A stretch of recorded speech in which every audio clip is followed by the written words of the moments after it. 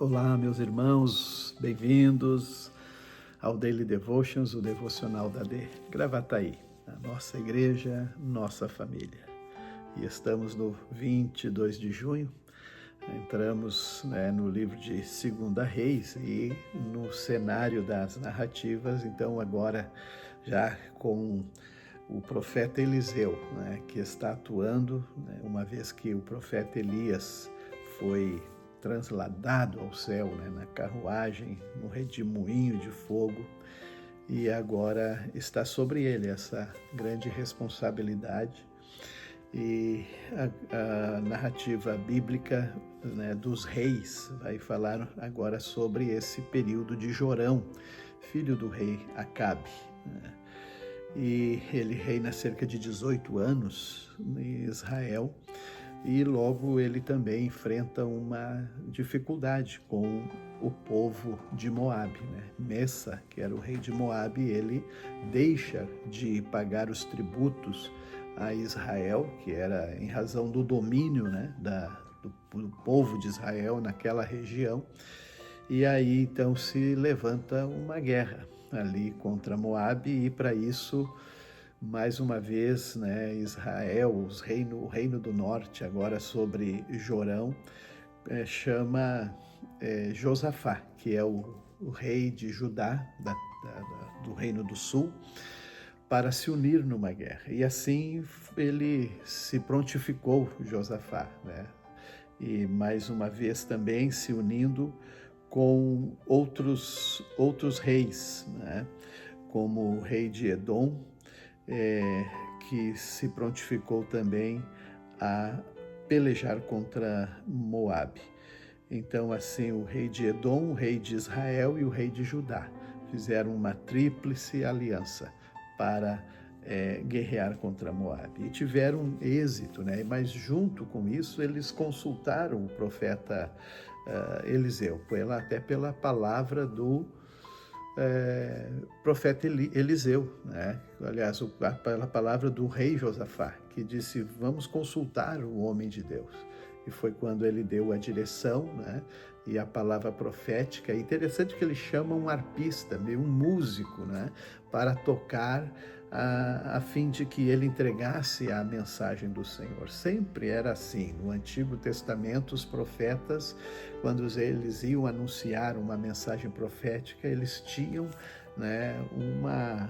uma música, um toque, enfim, onde eles, a partir dali, ministravam aquele dom de profetizar. E aqui acontece milagres, já na vida do profeta Eliseu, quando ele profetiza que fontes, porque ele estava andando no deserto para ir até Edom, e Moabe é puro deserto, aquilo é escassez de água, e eles já caminhavam 7 dias sem água, estavam com problemas, com dificuldades de água, tanto para os homens quanto para os animais.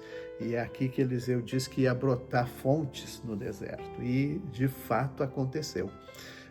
As águas, elas correram por aquela área de forma milagrosa, e saciou a sede dos homens, dos animais, e eles então foram à guerra e pelejaram, e venceram aquela batalha. Agora vai Eliseu, também, mais uma vez, ministrar uma bênção de Deus sobre 2 mulheres que são agora aqui dentro da narrativa abençoadas pelo profeta Eliseu.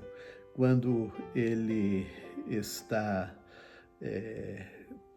passando por uma viúva que está também com problemas econômicos, e ela expõe para ela que o marido dela foi homem fiel, e muitos atribuem que o marido desta viúva, ela era a esposa de Obadias, aquele que conservou 100 profetas do Senhor em cavernas e alimentou eles, sustentou eles com tudo que pôde, e por isso ele possa ter contraído dívidas para preservar a vida daqueles profetas, né?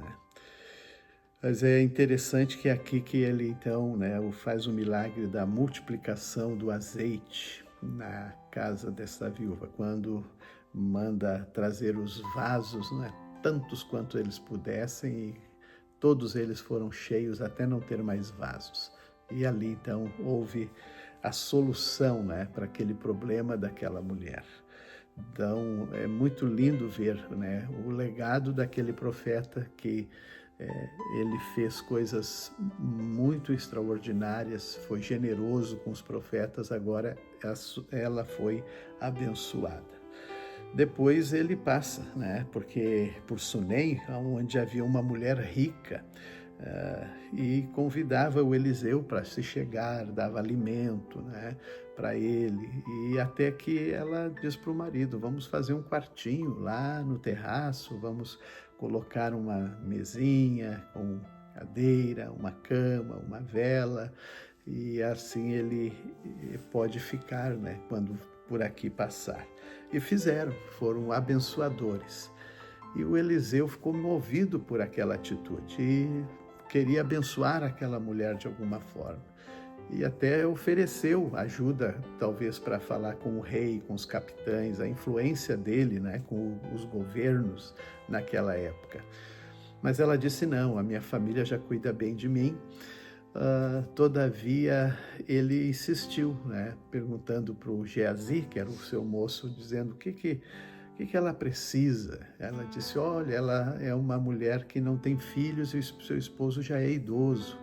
Pois o Eliseu, então, mesmo sem ela pedir, né, ela não foi um pedido dela, mas foi uma bênção que veio, da parte de Deus para ela em abençoar aquele homem de Deus. E ele profetizou um filho e que ela abraçaria dali a 1 ano aquela criança, e assim aconteceu.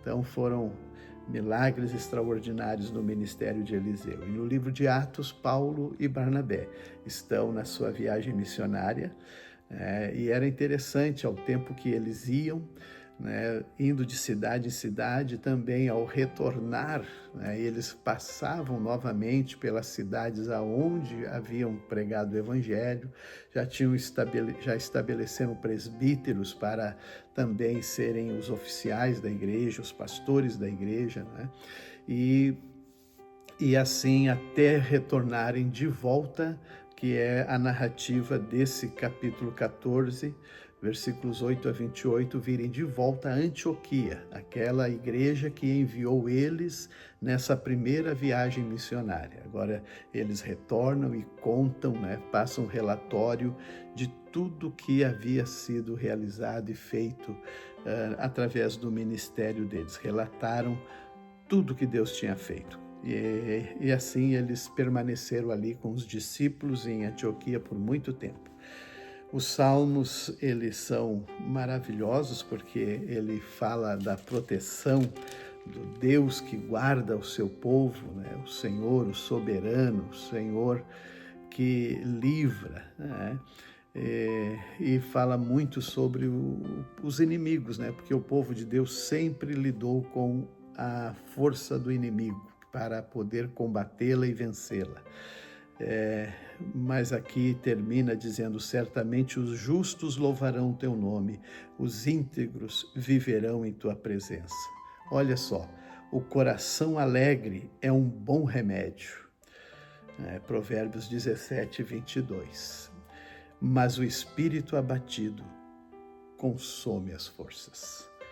Então é bom nós também olharmos, né, para nós termos este coração alegre, né, as emoções também centradas, e certamente nós vamos ter também com isso saúde. Deus abençoe.